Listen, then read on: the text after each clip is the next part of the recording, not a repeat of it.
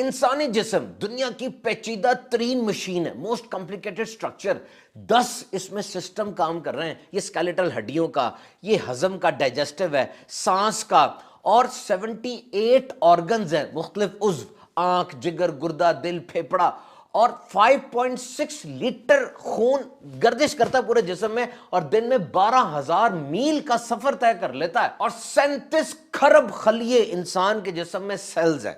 और अब medical science की सारी तारीख और सारी तहकीकात पढ़ के देख लीजिए, रोजा इन सब को रिफ्रेश कर देता है, ताजा करके सारी सफाई कर देता है। अब देखिए ना, खाने का हजम होना, डाइजेशन, ये बड़ा अहम काम है। जब आप खाना खाते हैं तो पेट में मशीन चलना शुरू हो जाती है। एमालेस, लाइपेस, बाइल, गैस्ट्रिक जूस, सारे एंजाइम्स आते हैं और खाने को डाइजेस्ट करते हैं, हजम करते हैं। और इस वक्त चौके काम हो रहा है पेट में, खून का दबाव भी पेट की तरफ हो जाता है, और पेट को फिर भी पूरा खून नहीं मिलता, वो थोड़ा सा इधर उधर से चुरा भी लेता है, क्योंकि यहां काम हो रहा है। जिस तरह जब इंसान को गुस्सा आता है ना, तो खून का बहाव वो हाथों की तरफ हो जाता है, क्योंकि हो सकता है हाथ को इस्तेमाल करना पड़े। और ये मशीन तो सारा दिन ही चलती रहती है। हम रुकते कहां हैं? कभी यहां खाया, अब वहां खाने जा रहे हैं, अभी इसके साथ खाया, अब वो खा रहे हैं।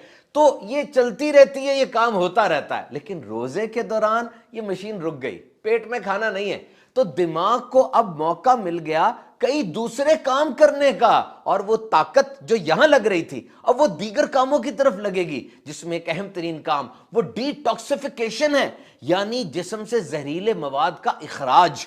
और ये जापानीज साइंटिस्ट योशिमोरी ओसुमी की जो तहकीक है, लाइजोसोम रिसाइकल, कि इतनी मशीन जब चलती है उसमें फाजिल मवाद, टॉक्सिक मटेरियल, जहरीली चीजें पैदा होती है ना, गंद पैदा होता है। एक तो ये कि वो गंद निकल जाए, और रोजे के अंदर एक स्पेशल रिसाइकल मशीन एक्टिवेट हो जाती है। और वो क्या कि ये फाजिल और गंदा मवाद ये फायदेमंद चीज में तब्दील हो जाता है। जैसे आप अपने कपड़े फेंक दें तो वो आलूदगी का सबब बनेगा, गंद पड़ जाएगा ना। लेकिन अगर वही पुराने कपड़े आप फैक्ट्री को दें और फैक्ट्री उन पुराने को नया करके आपको वापस दे दे, तो क्या ही बात है।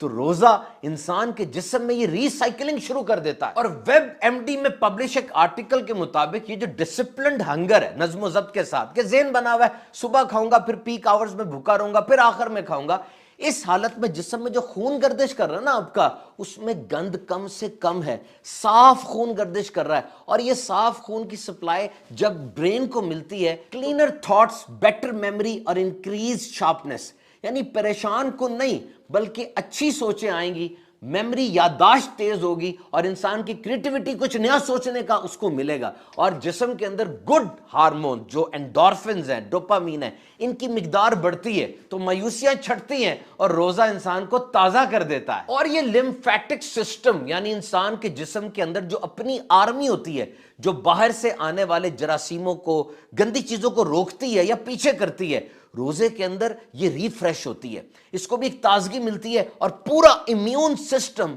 वो जबरदस्त अंदाज से वर्किंग ऑर्डर में आ जाता है। और ये तो बिल्कुल क्लियर है कि रोजे में इंसान के अंदर बर्दाश्त पैदा होती है, फोकस और माइंडफुलनेस। आज जो दुनिया में नफ्सियाती बीमारियों का एक सुनामी आया हुआ है, ओवर थिंकिंग की वजह से, यानी इंसान ज्यादा सोच रहा है या बहुत ज्यादा उसकी सोचें इधर उधर बिखर रही हैं, रोजा सोच को सेट कर देता है कि देख बंदे, तू भूखा, तू प्यासा सिर्फ अल्लाह की रजा के लिए।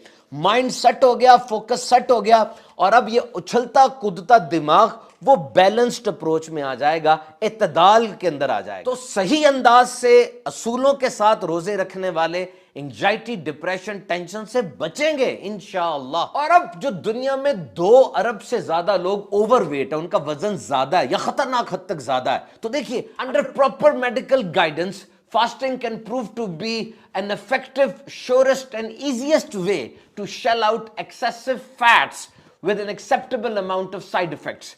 सही तरीके से रोजा आपने रखा है तो जिस्म की जायद चर्बी घुलना शुरू हो जाएगी। देखिए, आखिरी खाना कौन सा खाया था? सहरी का ना, 9-10 बजे तक उसकी ताकत मिलती रही, उसके बाद ताकत तो चाहिए, खाना नहीं है, तो जिस्म में जो जायद चर्बी है वो घुलेगी ताकि एनर्जी मिले।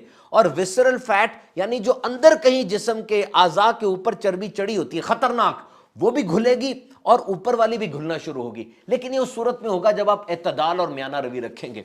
अगर ऐसा हुआ कि जनाब इफ्तारी में खाना खाया اور پکوڑے سموسے دہی بلے فروٹ چاٹ بہت کچھ کھایا اور تھوڑی دیر بعد کہا کھانا لائیں، تو پہلا والا کیا تھا؟ وہ تو افطاری تھی، کھانا تو اب کھائیں گے، اور اس کے بعد رات کو پھر سحری میں، یعنی سحری میں اس لیے زیادہ کھا رہے ہیں کہ سارا دن بھوکا رہنا ہے، اور افطاری میں زیادہ کیوں کھا رہے ہیں کہ جی سارا دن بھوکے رہے ہیں۔ تو اگر اس طرح کریں گے تو ڈیزائربل ویٹ لاس نہیں بلکہ انڈیزائربل ویٹ گین ہو جائے گا، وزن کم نہیں بلکہ وزن زیادہ ہو جائے گا۔ تو واقعتاً یہ neuro protective, cardio protective, brain protective, پورے جسم کے ایک ایک عضو کی ٹیوننگ ہو جاتی ہے رمضان المبارک میں۔ تو آپ روزے رکھیے احتیاط کے ساتھ، برداشت کے ساتھ اور اصول و ضوابط کے ساتھ، انشاءاللہ عز و جل اس کا نتیجہ دیکھیں گے۔ اور واقعی روزے میں تو شفا ہے، کیونکہ اللہ کے پیارے اور آخری نبی صلی اللہ علیہ وسلم نے ارشاد فرمایا روزہ رکھو تندرست ہو جاؤ گے۔